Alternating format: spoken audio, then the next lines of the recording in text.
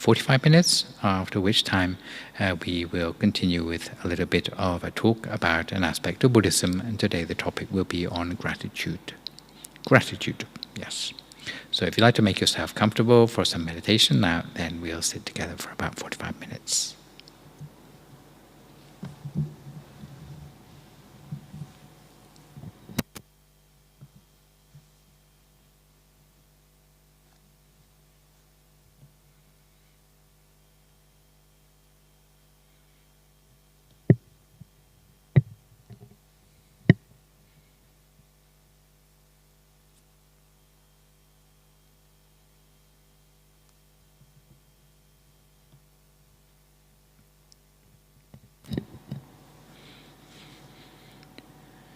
So if you'd like to start by finding a comfortable position for yourself in meditation.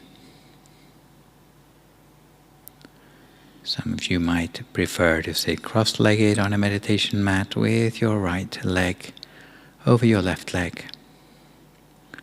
Or you can sit on a straight back chair. In either case, your right hand should rest on your left hand, and the index finger of your right hand should touch against the thumb of your left hand.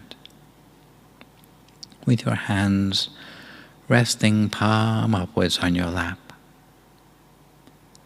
Close your eyes very gently, just as if you were only half closing your eyes.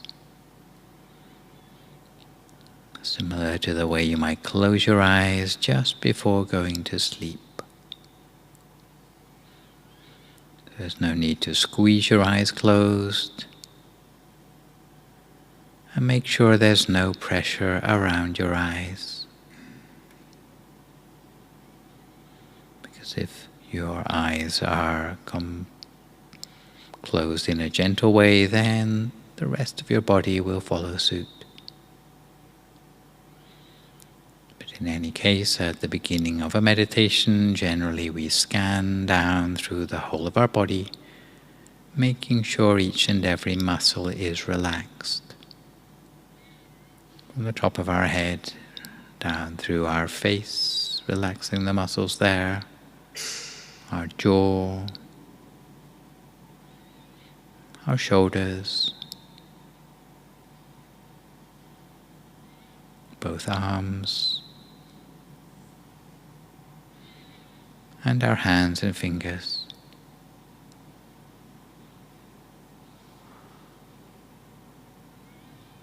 Continuing on down, we relax all the muscles of our torso, especially the muscles across our tummy. Before relaxing both legs, all the way down to our feet and our toes.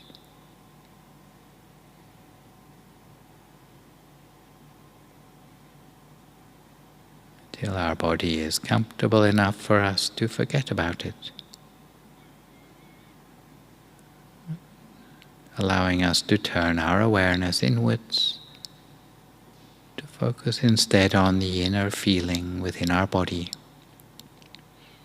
the sense of warmth and well-being, and inner space that we would normally refer to as our state of mind.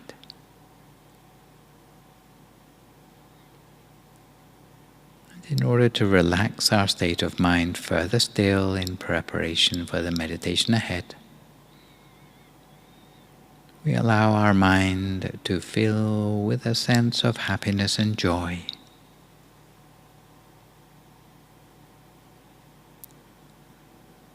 Allowing our mind to feel refreshed, pure, clear and bright, free of any sort of worries whatsoever, letting go of them all completely, forgetting about all the things in our everyday lives, so that our mind can become completely still.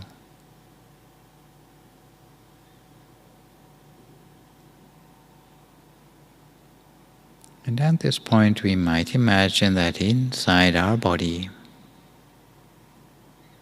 is free of any organs or tissues and muscles or bones.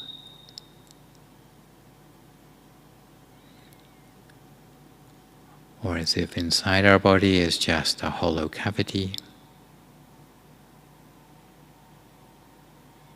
rather like a transparent bubble with nothing on the inside.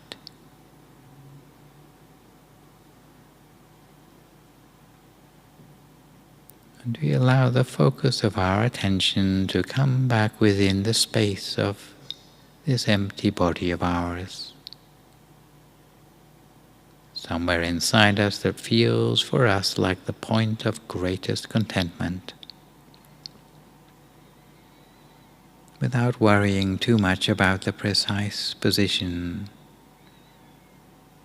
where we've focused our mind. Allow our attention to rest at the point that feels the most comfortable for us, the place that feels the easiest.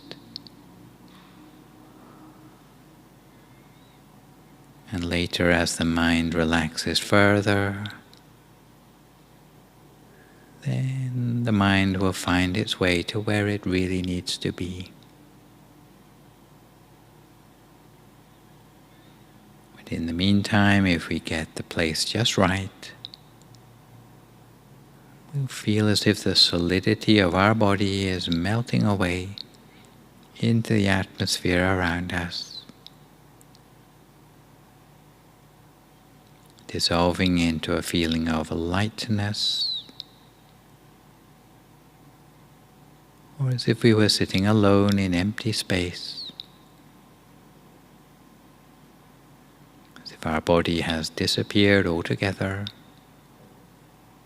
leaving just a feeling or a sense of awareness.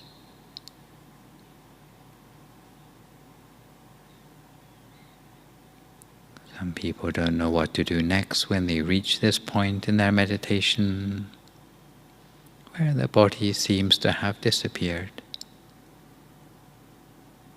But in fact, all that needs to be done is to continue to rest the attention at whatever point feels the most comfortable for us, starting off with the mind located there.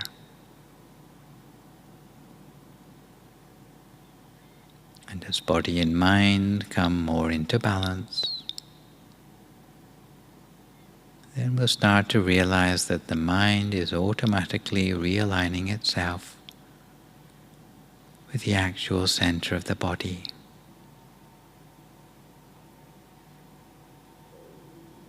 Especially when starting out, some people find it helpful to anchor the mind by imagining a bright, clear object, possibly the size of a pinpoint, or like a star in the sky, as if that image appears at the point inside ourselves where the mind has come to a standstill. In which case we should keep the object in mind, gazing at it continuously and softly, never attempting to stare at it, almost as if we were looking at it out of the corner of our eye, almost unintentionally.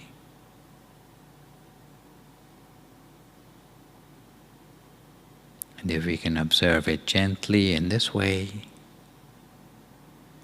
without using too little or too much effort, before long the image will start to become clearer all on its own. However, if we use too much force, then it will disappear. If we use too little effort, allowing ourselves to become distracted, and we'll find that the image will also disappear. So either way, too much effort or too little, the inner object will disappear, So our task in learning to meditate is to find the optimum amount of effort by which we can hold the object in mind the whole of the time. And this is the real skill that we have to build up and work upon in the course of our meditation.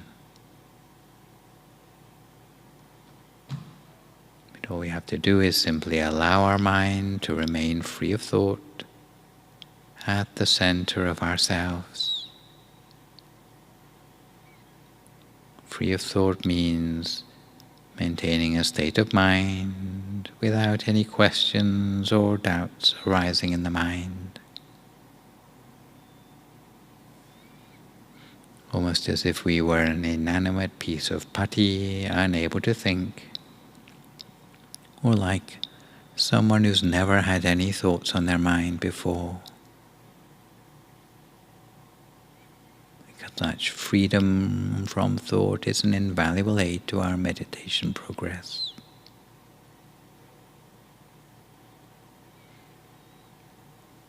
If you find that you're unable to think, then this will stand you in good stead, all the way from starting out in meditation to much more advanced stages.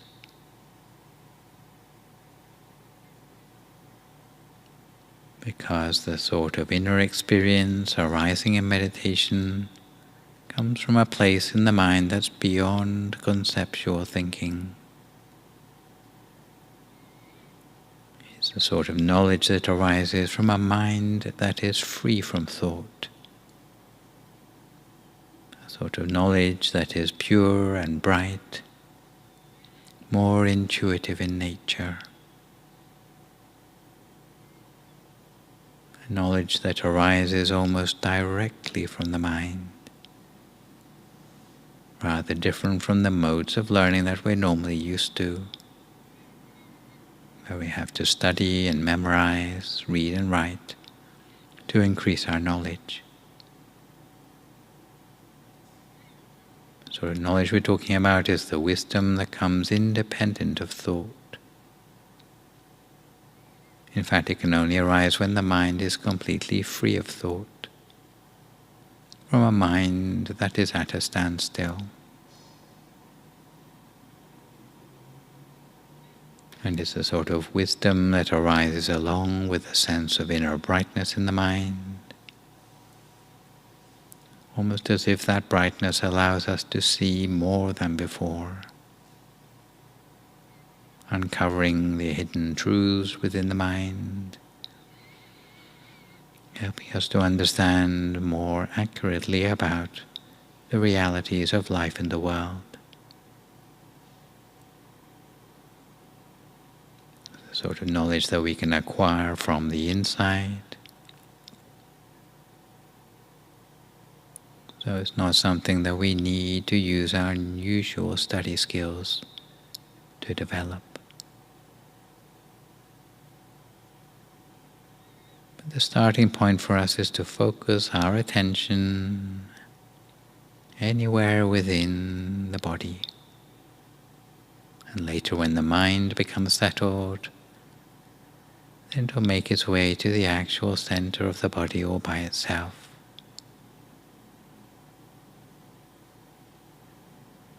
As the mind approximates more closely to the center, it will give us a feeling of being alive and awake on the inside. A completely different set of feelings than we normally encounter in the mundane run of events in our life.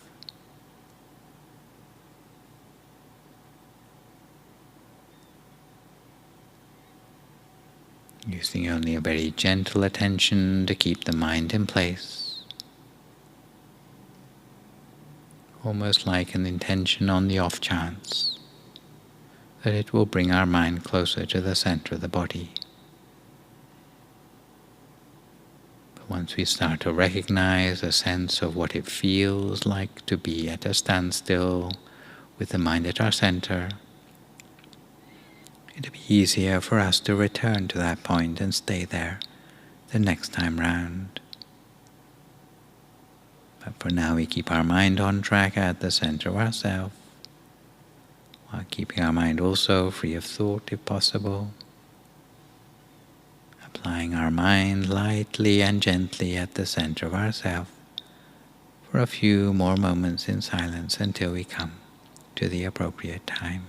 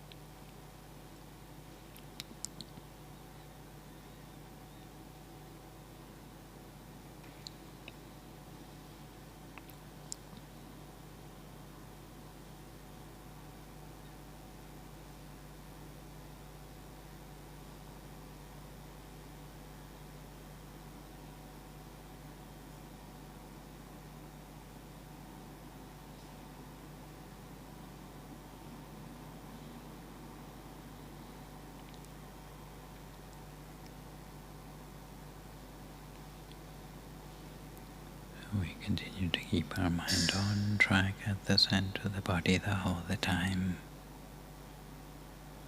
Lightly, gently and continuously. For some of you, it may be best to imagine a visual object at your center. While for others, it may be better simply to rest the attention at the center of yourself while observing whatever arises spontaneously. If you're imagining an inner object, it may be something like a bright sun, a full moon, a star, or a diamond. Or it might be something simpler like a flower. Because any image can serve as a point of reference to anchor the mind at the center of the body. But when imagining the object, we need use only the very gentlest of effort. And if you find you haven't yet struck the right balance when focusing, perhaps using too much or too little effort, then your body will tell you about it. Too much effort and you'll end up with tensions across your eyebrows or across your shoulders, or you might even end up with a headache. If you find that your fingers are curling up or your abdomen is tense, then it's likely that you're trying too hard. Where if you succumb to boredom or you find yourself looking at the clock, then again these are signs that you haven't struck the right balance. There's no need to struggle on if you have these sort of symptoms, but rather readjust your technique, relax yourself, and find a sense of ease in your meditation. Find a way of meditating that you feel you enjoy, where you're enjoying the journey more than thinking about the destination. Once you're back on the right track, the telltale signs will be a sensation of bodily lightness and of expansion within yourself. Your mind will feel light, pliable and easy to work with, and you feel that time passes more quickly than it really does. You may feel that you don't want the meditation to come to an end, or as if you'd like to extend the length of your meditation, almost as if you're glued to your meditation mat. And when your meditation is going well, your body will automatically set itself up into a position of poise, where the body seems to inflate itself into the most elegant and upright of postures. You feel contented with your meditation, almost with a smile on your face. And all these are indications that you're on the right track with your meditation technique. On the contrary, if the more you meditate, the more upset or depressed you feel, and this would show that we have not done the right adjustments on our mind before meditating. If you feel meditation is causing you to age prematurely, then you need to recalibrate your meditation technique. But in the meantime, don't lose confidence of success in your meditation, and train yourself continuously while being observant of all the things which aid or obstruct your progress. Once you've found the right balance, body and mind will become clear and bright. Simply putting our mind at the center of the body will cause the mind to feel as if it can go deeper. connecting with the pure elements inside ourselves, almost as if that inner experience is already awaiting us inside our body. So all we need to do is train ourselves continuously and avoiding any lethargy that might put us off getting down to meditate in earnest. And if ever we have a day when our meditation seems to be going particularly well, then we should extend the length of time for our meditation, because it's on that sort of day that all the effort we've invested in our meditation up until now has been made worthwhile.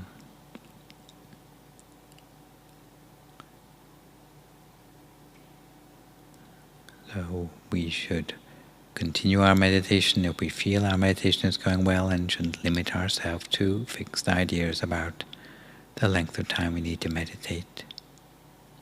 Because if we can make some sort of breakthrough in our practice, it will stay with us for the rest of our lives.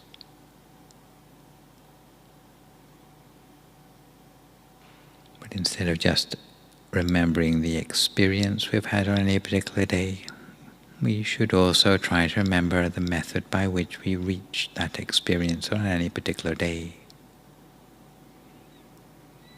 so that we can retrace our steps on subsequent meditations.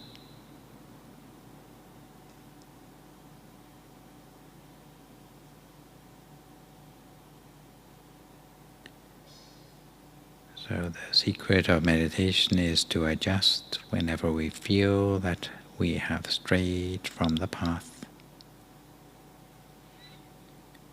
while keeping the mind radiant the whole of the time. If we feel sleepy, fatigued or tense, we find ourselves on the brink of nodding off, then we should try to catch ourselves just at that point. If we feel aches and pains, then we just change posture. If the stream of thoughts in the mind is unending, we can either use the mantra or just open our eyes and close them again softly. In the meantime, we practice our meditation and try to make meditation a habitual part of our daily routine, in order to touch upon the transformative inner experiences that lie within. So for now, each to our own meditation practice, in silence for a few more moments now, until we come to the appropriate time.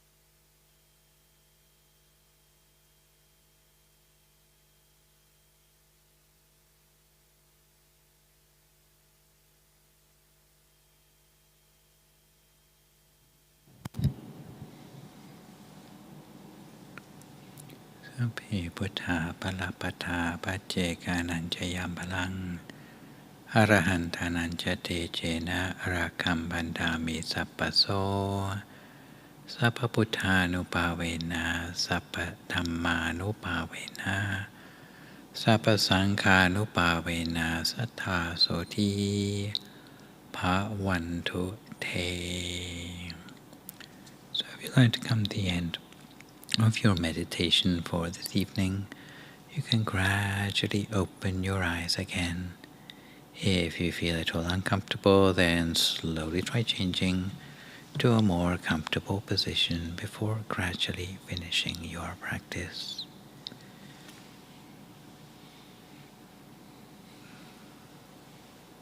So far so good, everyone? Not too difficult? That sounds encouraging anyway. All in the mind. But just get your mind to do what you want. That's all the challenge is about. Well, last time I saw you on Tuesday, I started to talk about the subject of gratitude. And at that time, I managed to talk a little bit about maybe the different sorts of shades of meaning of how people can be grateful, but also how they can sometimes be rather ungrateful. And the key to being grateful on all levels was to do with recognizing when people have helped us in the past, also trying to do something to repay that debt of gratitude, and also honoring those people whenever given the chance. But today we'll talk a little bit more about how to actually become more grateful and some of the benefits of doing that from the sort of sources that are generally available for life hacks in general, and also from some more scriptural Buddhist sources as well. Recently, scientists have become more interested themselves in how gratitude changes the brain. And interestingly, there was a study in 2017 by a couple of fellows called Joshua Brown and Joel Wong, who surveyed about 300 adults who were struggling with mental health concerns of various sorts. And they found significant improvements in those who wrote 3 weekly letters of gratitude to another person, as compared with those who merely wrote down their deepest negative experiences, or those who didn't write anything at all. And those researchers interpreted their findings to mean that gratitude unshackles us to some extent from what can be quite toxic emotions. And even if you don't share your gratitude with others, simply thinking about it or reminiscing about it, although the benefits may take some time, do seem to have a lasting positive effect on the brain. And apart from writing letters of gratitude, there's another academic called Robert Emmons in the University of Berkeley, who highlighted another 10 further pieces of self-help advice for those who are hoping to cultivate more gratitude in their lives.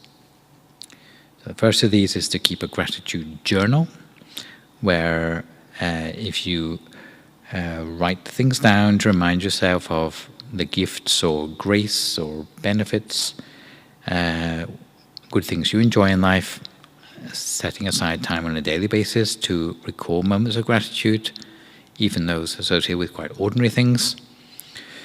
Maybe another person's personal attributes which you're grateful for or value people in your life, then it will sort of start to build up a theme of gratitude in your life more generally.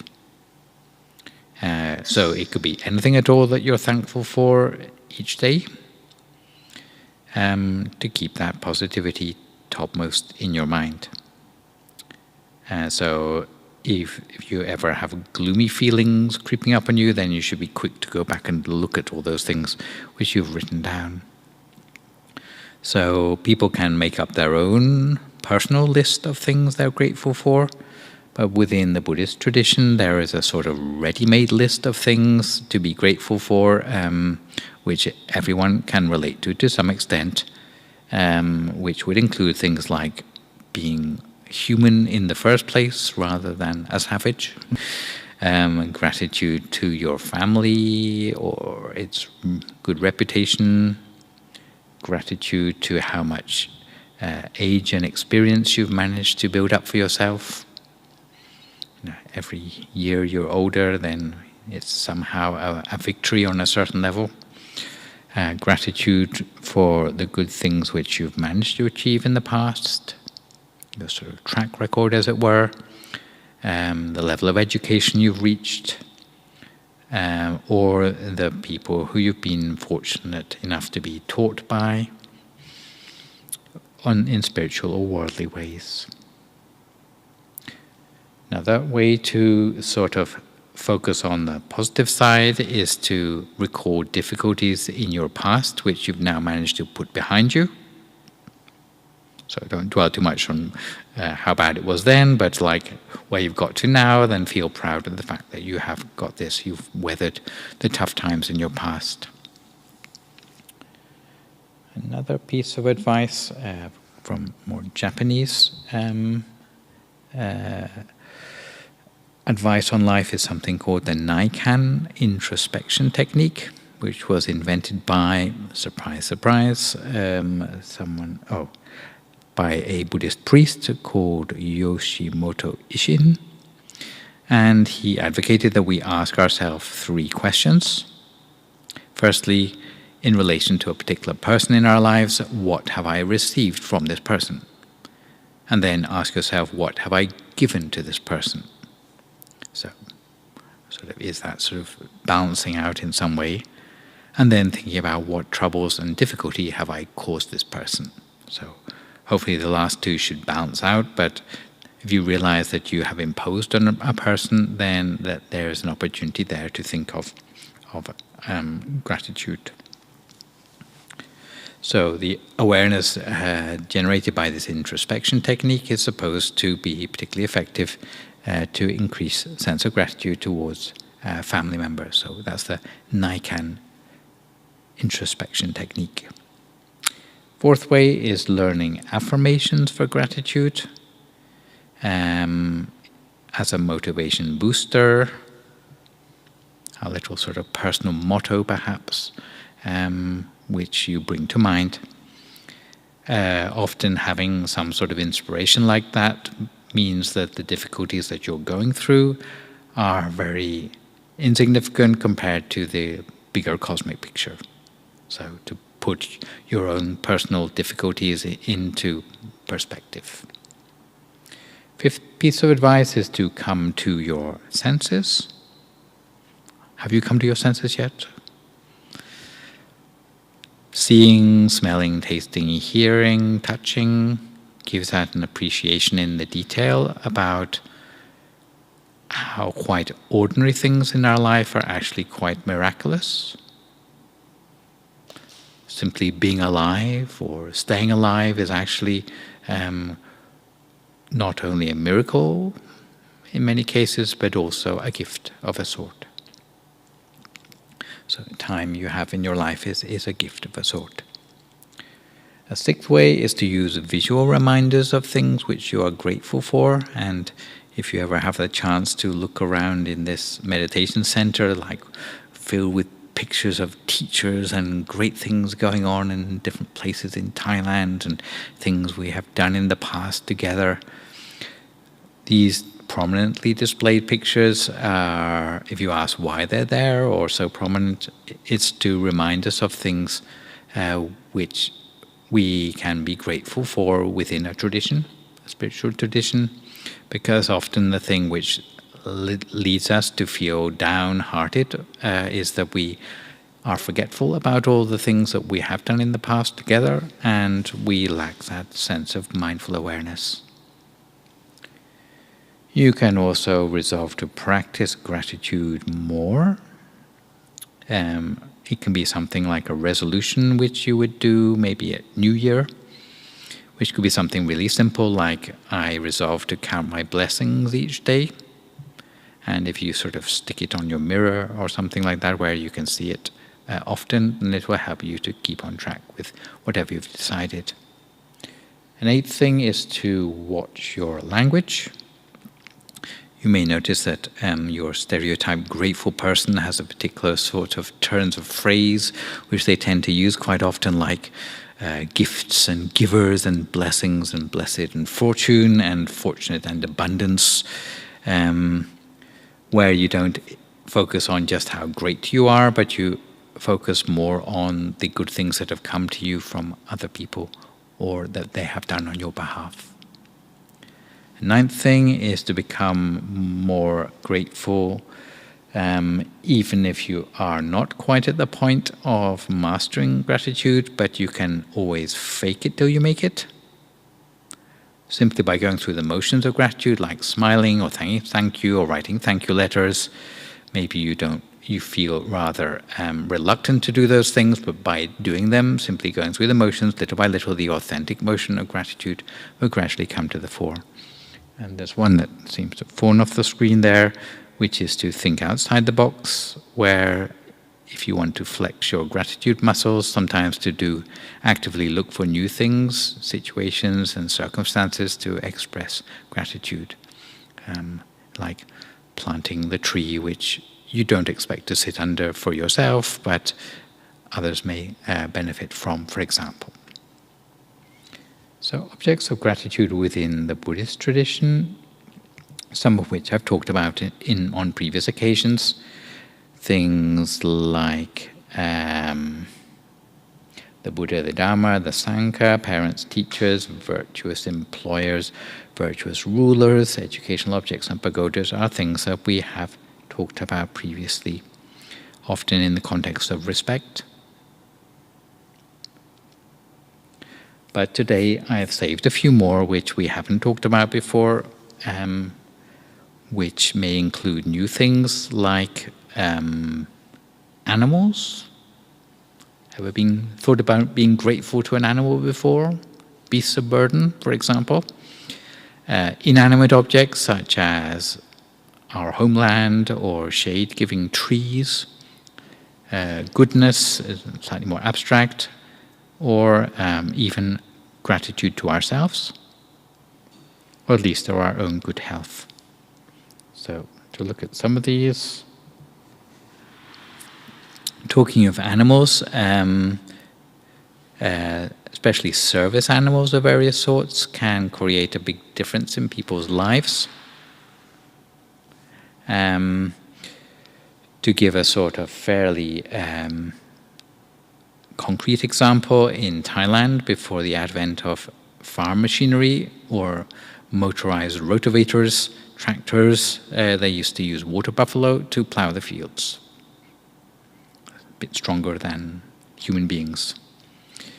But because they realized how indebted they are to the animals which must pull the plow, then they would always take really good care of those beasts of burden and have compassion for them, because otherwise being left out in the midday sun, for example, would be torture to those animals.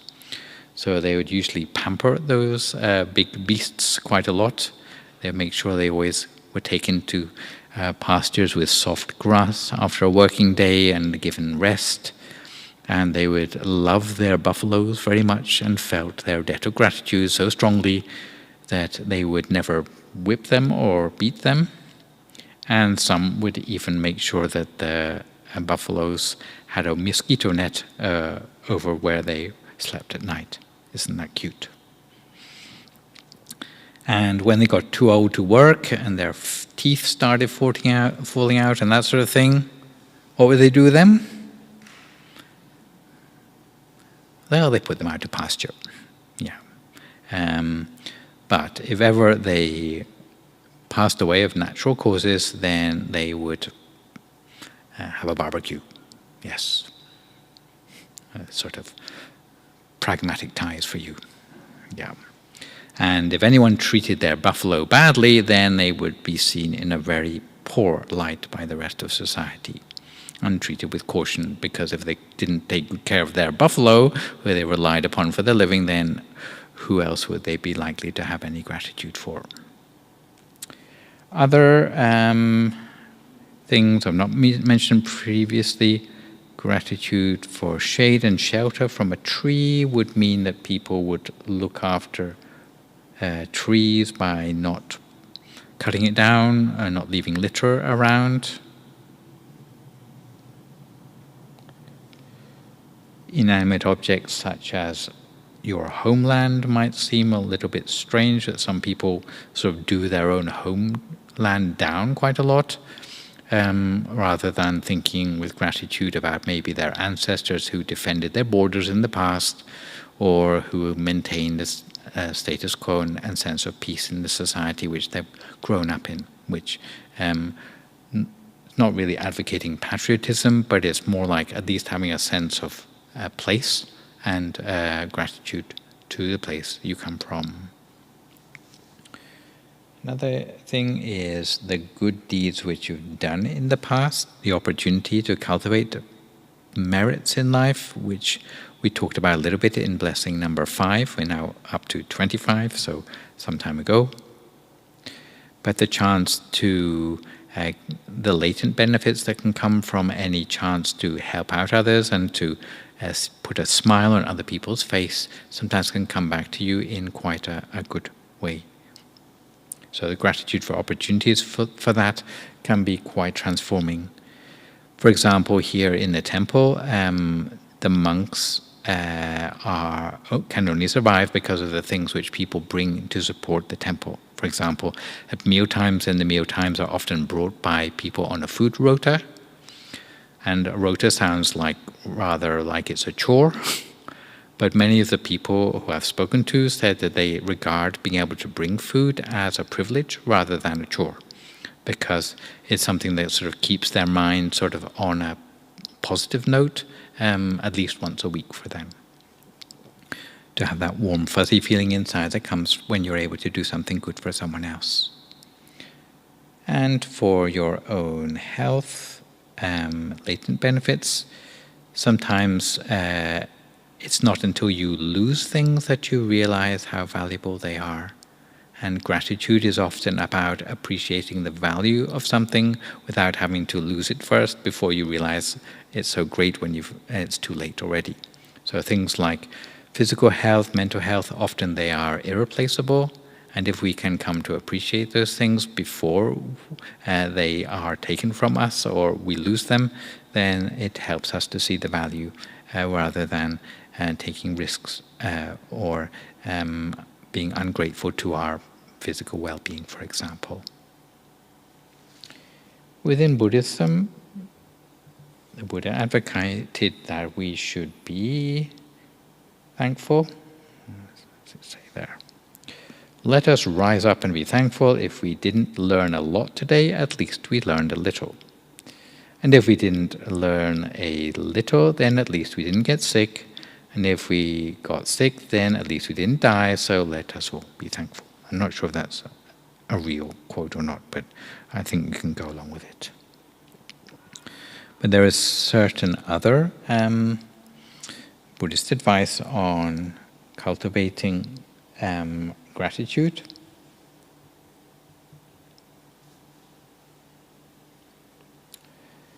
And sometimes it's good to start at an early age. Sometimes as children we get a little bit annoyed when we get pointed out that we should say please and thank you and write thank you letters and this sort of thing. It sounds like the sort of thing that adults say all the time. But those little sort of reminders about gratitude, actually they become ingrained in a way that stays with us for the rest of our life. So actually starting young can be a very powerful influence on gratitude for later in life. Sometimes gratitude can sound like it's a bit of a one-way street, but often within Buddhism it's seen that if we need to repay debts of gratitude to those who have helped us, then sometimes it's good to not take help from others unless it's really necessary. Because if we are going to have to be grateful to people for the rest of our life for the ways they've helped us, sometimes it's better to help ourselves with as much as we can. Also, there are some dangers involved with gratitude, which are probably worth pointing out, the differences between cultures. That sometimes people can become unethical if they are if someone has helped them in the past, but that person later on does something corrupt. Does that mean we still should be grateful to them and suck up to them? No. So it's better to have some degree of equanimity and recognizing when we are showing gratitude for the goodness of a person, and if that goodness turns sour at some point, then we should make sure that we only help them for the things that are good and not make it just a question of loyalty. Otherwise we end up being loyal to people who maybe are easily led into bribery or corruption. It's like politicians who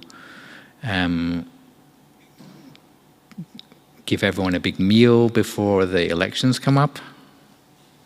So does that mean that you have to show your gratitude by voting for them even though you don't agree with any of their policies?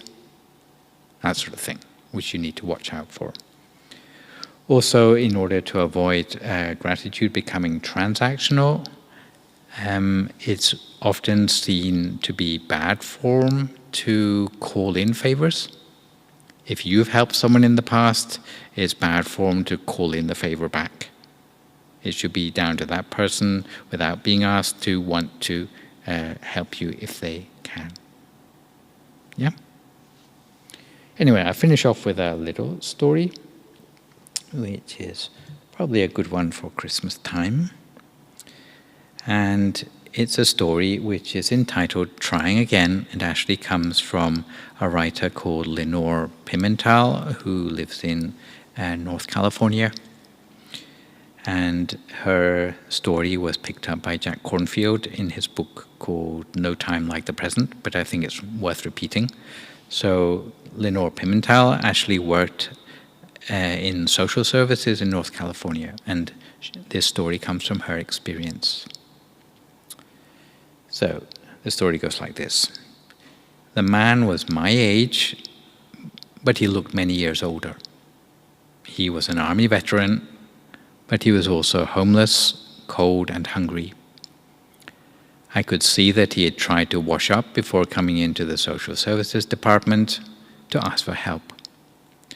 His face and hands were clean, but his clothes were filthy.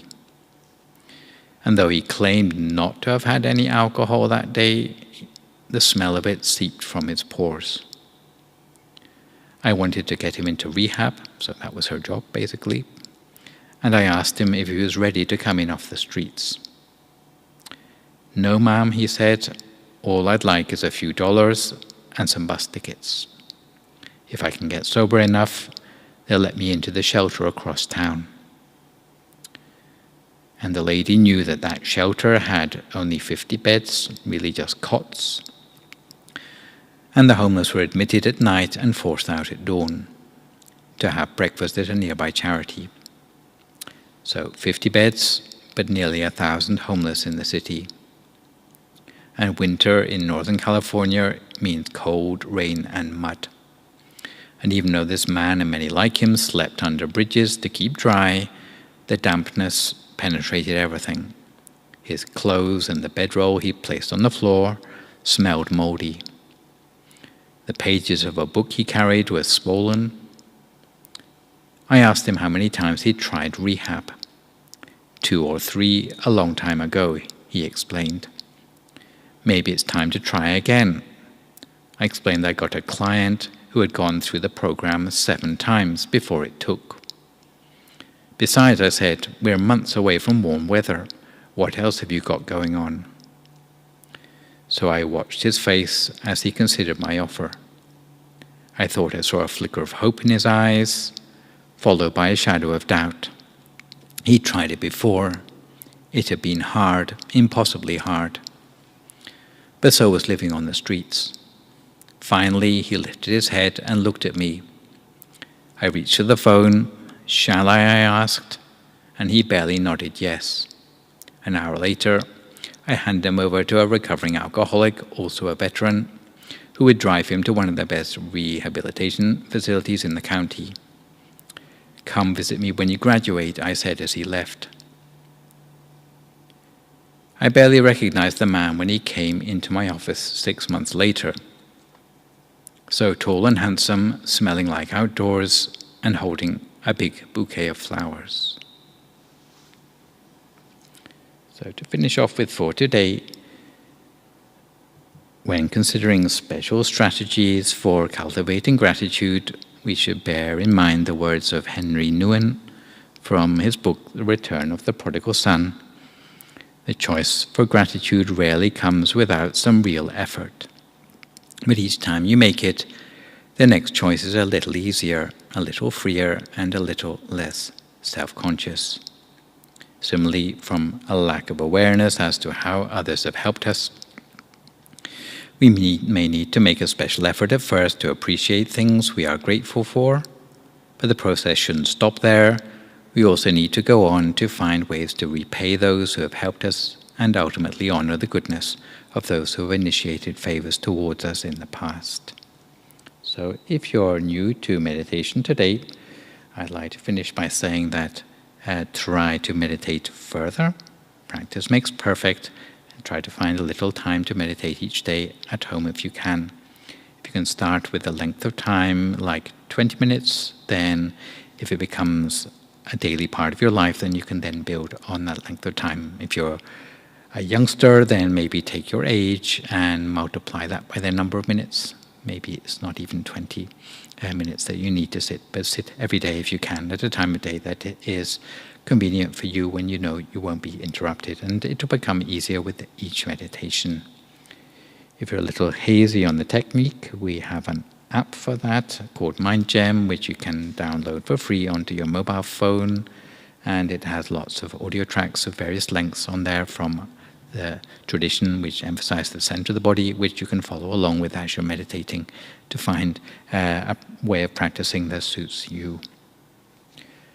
Classes here are winding up now for 2022, but they will start again on Tuesday the 10th of January, and they take place every Tuesday and Thursday evening, with the meditations on a Tuesday being a little bit shorter.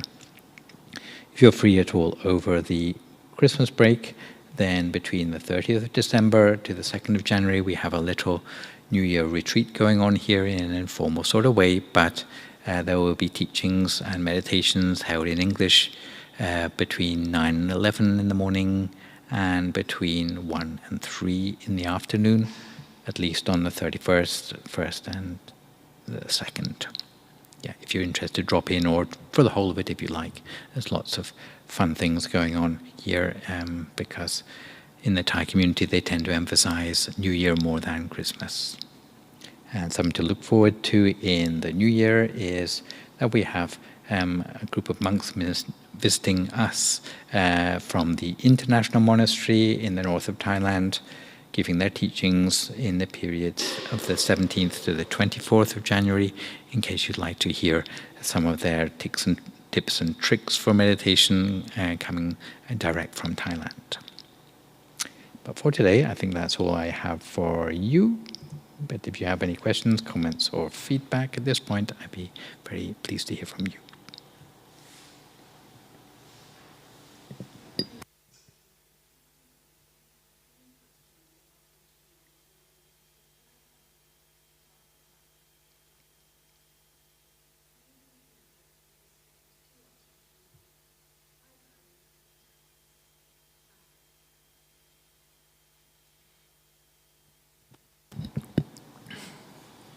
So may all of you be blessed with happiness, strength, strong health and success in every good thing you wish for in life, and enjoy the holiday season in a fruitful way now and forevermore.